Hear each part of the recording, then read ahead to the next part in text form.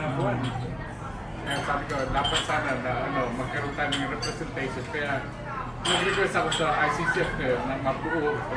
So, hard naman sila. Kaya nung first year pa lang natin na nag-apply, binigyan na tayo ng opportunity na maglaro ng friendly games. Kaya marami, So, unti-unti, yung mga inactive players naging active. Na sa ngayon, lumalabas na nasa 50 plus tayo na active ngayon. And then, kung maalala nyo at that time, wala man lang tayo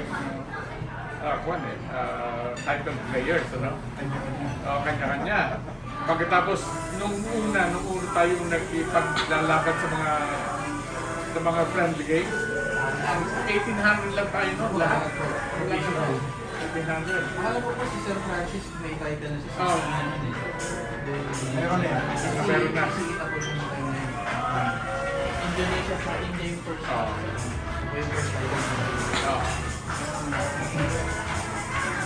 So, bali ngayon kung ganun ang nangyari, dumami. So this next year, next month, September, bali yun ang 5th year anniversary natin. 2025. So naka 5 years na tayo. Okay naman tayo naging very successful.